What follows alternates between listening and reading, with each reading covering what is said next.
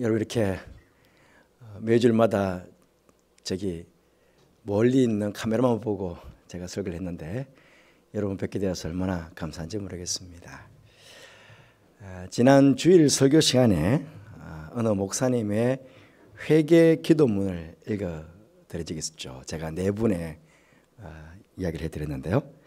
그 기도 중에 모이는 교회를 막으시는 주님의 마음을, 또 5만 명, 10만 명이 모이는 교회도 하루아침에 예배당에 교인들은 없어질 수 있음을 깨닫게 하신 그 하나님께 회개하고 감사하는 기도였습니다. 여러분, 2달여 긴 시간 동안 왜 하나님께서 모이는 교회를 막으시고 왜 교회당을 텅 비게 하셨을까요? 저는 그 회개의 기도문을 읽는 순간 구약의 말라기스의 말씀이 떠올랐습니다. 이스라엘 전체 백성들의 영적인 암흑기가, 오랫동안 영적인 암흑기가 시작이 된 그 말라기스 말씀이 떠올랐습니다. 하나님께서 이스라엘 백성들이 하나님을 공경하는 마음도 또 두려워하는 마음도 없이 하나님께 제사를 드리자, 하나님께서 그 사실에 대해서 백성들에게 책망을 하셨습니다. 그때 그 책망을 받은 백성들이 말이죠, 오히려 아니 우리가 어떻게 주의 이름을 멸시하였나이까? 아니 우리가 어떻게 주님을 더럽게 하였나이까? 오히려 그렇게 하나님께 따져 묻는 것이었습니다.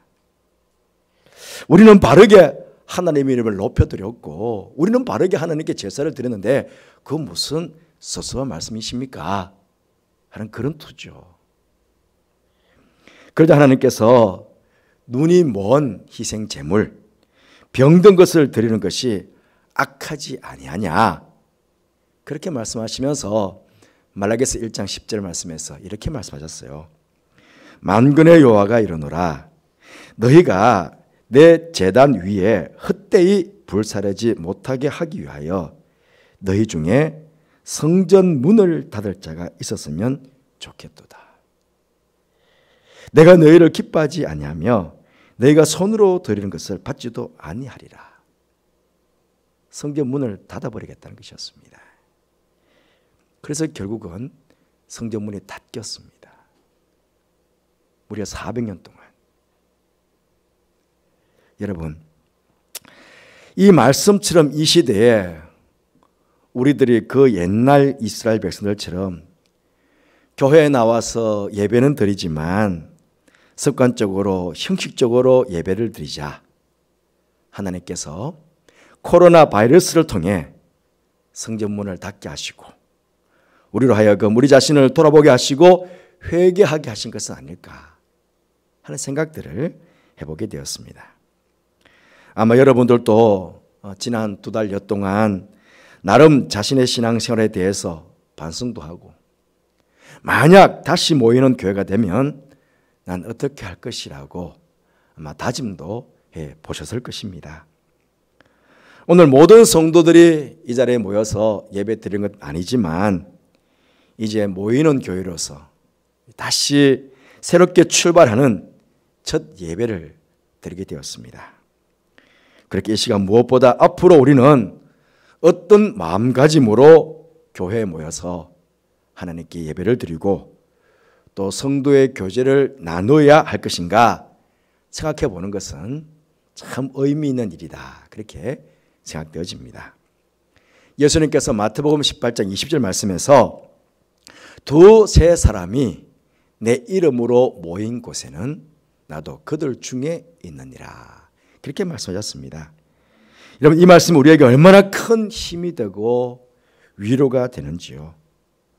주님의 이름으로 모인 곳에는 어디든지 두세 사람이 모여도 우리 주님께서 그 가운데 함께 계시겠다, 그렇게 약속해 주신 말씀입니다. 오늘 우리는 주님의 이름으로 이 시간 하나님께 예배드리기 위해 이곳에 모였습니다. 주님의 말씀대로 한다면 지금 이곳에 주님께서 와 계시는 것입니다. 그렇다면 여러분, 지금 주님께서 우리가 모여있는 이곳에 와 계심이 느껴지십니까? 예배드리는 내 곁에 주님께서 함께 계심이 지금 느껴지시는지요? 이곳에 주님의 영광이 가득하게 임하셨을 텐데 그 주님의 영광이 여러분 느껴지십니까? 분명히 주님께서 두세 사람이 내 이름으로 모인 곳에는 나도 그들 중에 있겠다고 약속하시는데도 불구하고 왜 우리는 주님을 너무나도 자주 느끼지 못하는 것일까요? 여러 가지 많은 이유를 들 수 있겠지만 그 중에 하나의 이유를 들게 된다면 많은 경우에 주님의 이름으로 모인 모임에 그 모임의 주객이 바뀌었기 때문이 아닌가 하는 생각을 해보게 됩니다.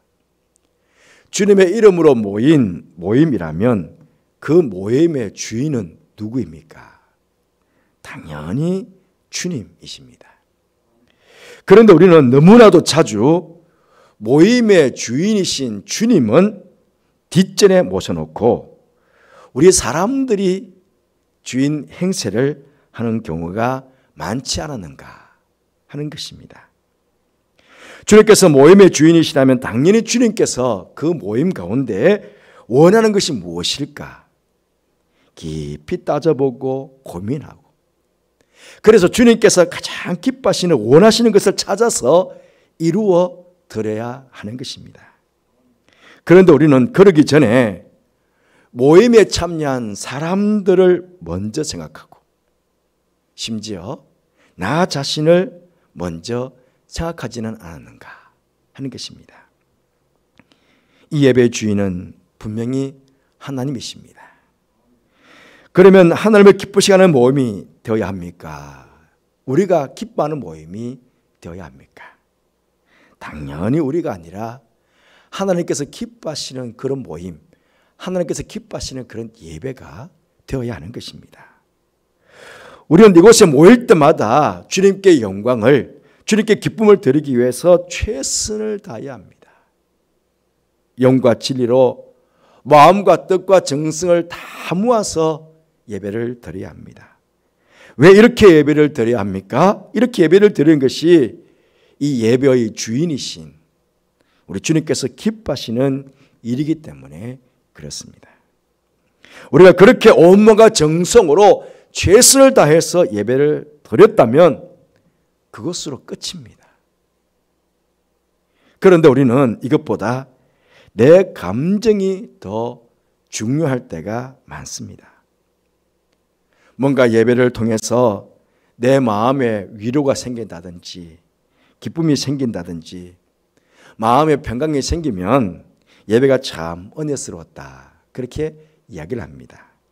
반면에 내 마음에 별다른 감흥이 생기지 않으면 예배가 은혜되지 않았다고 이야기도 하기도 합니다. 이것이 바로 주객이 전도된 그런 한 형태인 것입니다.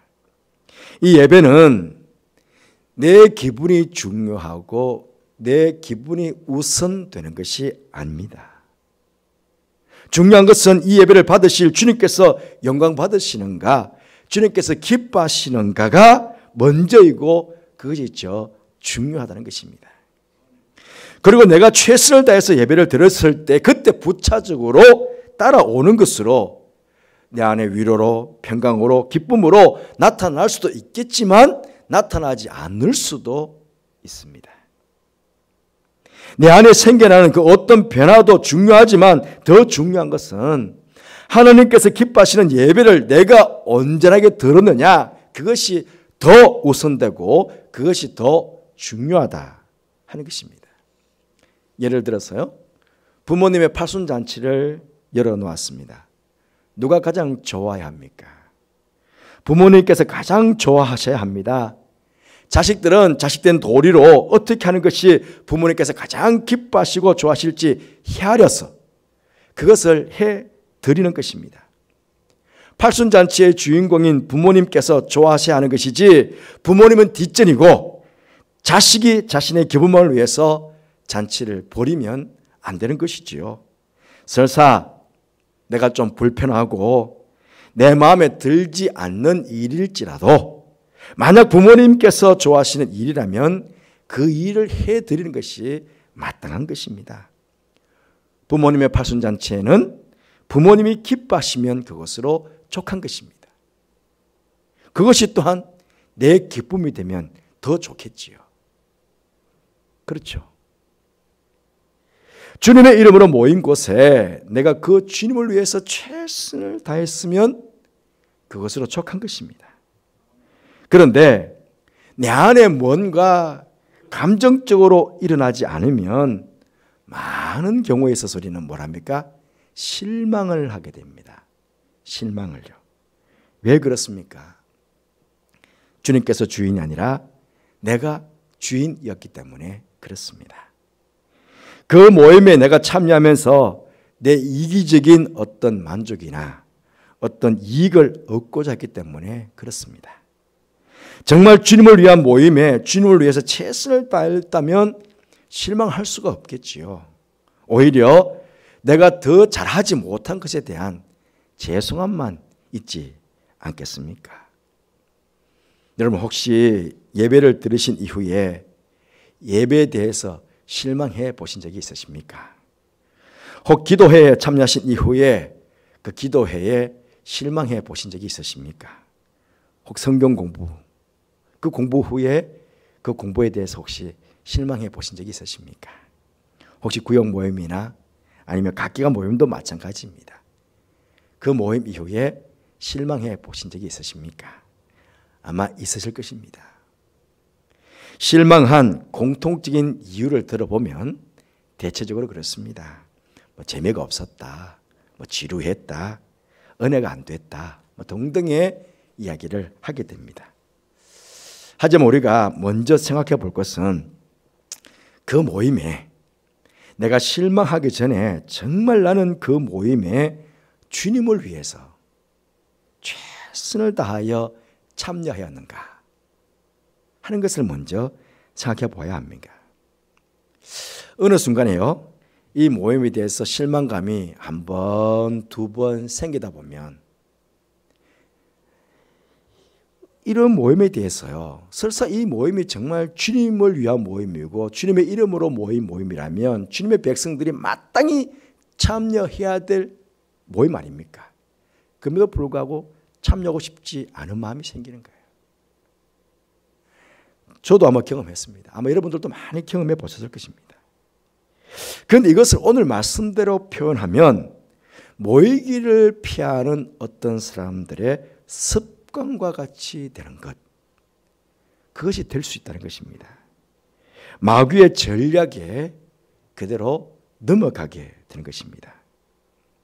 주님의 이름으로 모이는 예배에 참여하는 것이 습관이 되어야 되는데 예배에 참여하지 않는 것이 습관이 되면 어떻게 되겠습니까? 새벽 기도회가 습관이 되고 금요 기도회가 습관이 되어야 되는데 오히려 기도의 자리에 모이지 않는 것이 습관이 되면 어떻게 되겠습니까? 마귀가 제일 좋아하는 그런 모습이 되고 말 것입니다. 여러분 왜 기도회에 잘 참여하지 않을까요? 많은 분들이 열심히 참여하지 않습니다. 왜 그럴까요? 혹시 기도했는데 기도 응답이 되지 않아서 그게 실망이 되어서 참여하지 않는 것은 아닙니까? 기도하는 것마다 응답이 되면 신바람이 나서 아마 기도에 참여할 것입니다. 그렇잖아요.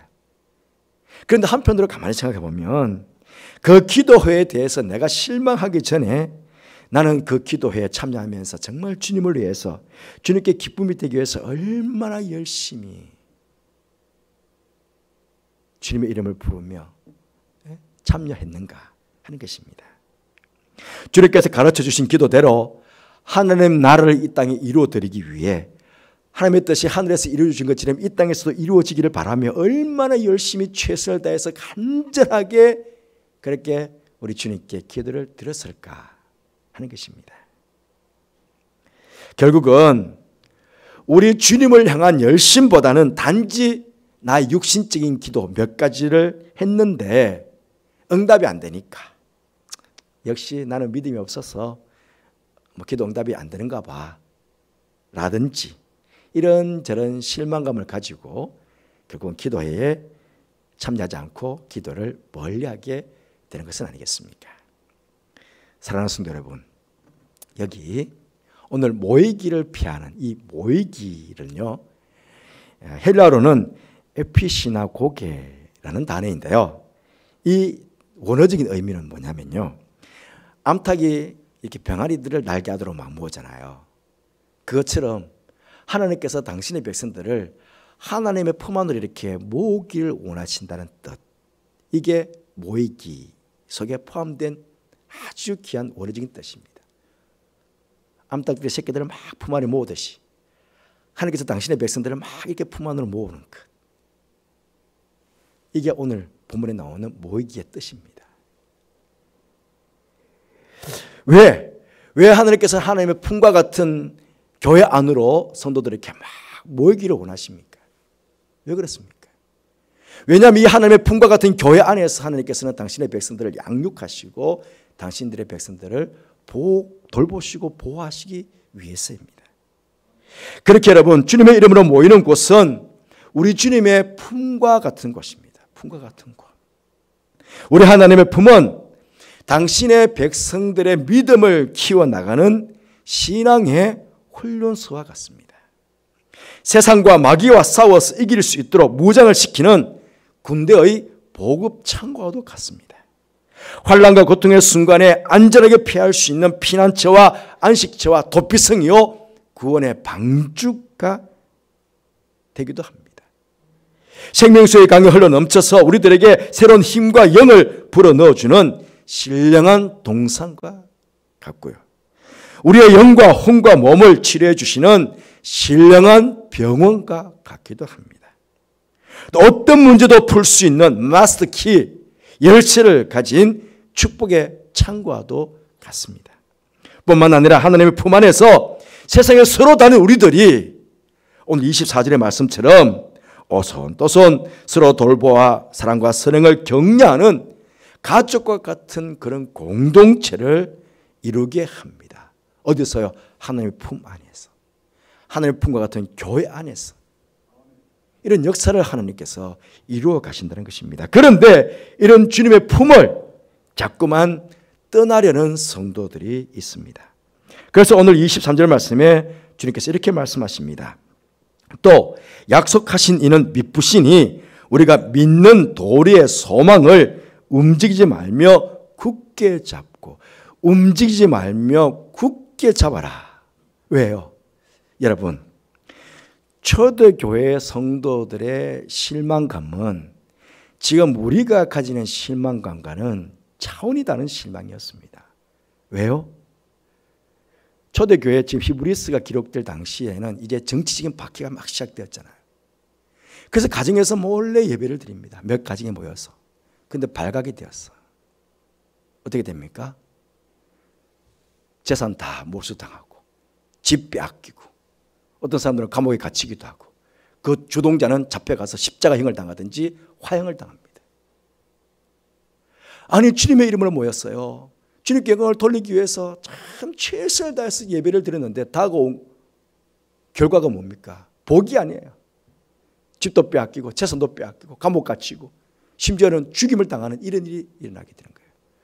누가 모이려고 하겠습니까? 그러면 아우, 난 못 가. 난 재산 지켜야 돼. 나 건강 지켜야 돼. 난 우리 집에 가정인데 내가 죽으면 안 돼. 난 못 가. 그래서 그 모임에, 예배드리는 모임에 나는 못 가겠다는 것입니다. 우리가 이렇게 모였는데 모인 여러분들 관계기관에서 와서 다 잡아갑니다. 재산 조사해서 세무조사하고 세금을 배로 물리고 주동자인 저도 잡혀가서 감옥에 갇히고, 그럼 여기 나오겠습니까? 초대교회 성도들은 그런 실망감이 있는 거예요. 아니, 예배를 드렸는데 주님의 이름을 모여서 그렇게 간절하게 예배를 드렸는데 왜 이런 일이 일어나는가? 그런 실망감. 그런데 주님께서 뭐라고 말씀하십니까? 소망을 움직이지 말며 굳게 잡아라. 그렇습니다. 주님의 이름으로 그 모임에 참여했다면 실망할 수도 없고 실망해도 안 된다. 믿음 흔들리지 말고 네가 소망하고 예수 그리스도를 굳게 잡아라. 그것 때문에 몇 가지 실망한 것 때문에 믿음 흘려서 나는 가네 안 가네 못 가네, 나는 절대 예배 안 갈 거야, 나는 그 모임에 안 갈 거야, 그렇게 하지 말고 주님의 이름으로 모이는 그 현장에 힘들더라도 때로는 실망이 되더라도 적극적으로 굳게 붙잡고 그게 참여하는 것입니다. 열심을 다해서 주님의 이름으로 모이는 것에 참여하면, 그러면 때가 되면 우리 주님께서 꼭 약속하신 바를 이루어 주신다고 말씀하시는 것입니다. 그래서 오늘 읽지 않았지만은 35절 36절 말씀 보시면, 그러므로 너희 담대함을 버리지 말라. 담대함을. 내 재산 빼앗겨도 내 목숨 잃어도 내가 실망하지 않고 내가 예배 갈 거야, 주님의 이름으로 모으는 그곳이 갈 거야, 담대함을 가지고 그 버리지 말라는 것입니다. 이것이 큰 상을 얻게 하리니라. 너희에게 인내가 필요함은 너희가 하나님의 뜻을 행한 후에 약속하신 것을 받기 위함이라. 그렇습니다. 한두 번 참여했는데 실망이 된다고 해서 모이기를 패하는 무리가 되지 않고 오히려 담대하게 끝까지 인내를 가지고 그렇게 참여하게 되면 때가 되었을 때 하나님께서 큰 상급으로 그와 함께 하시겠다고 약속해 주신 것입니다.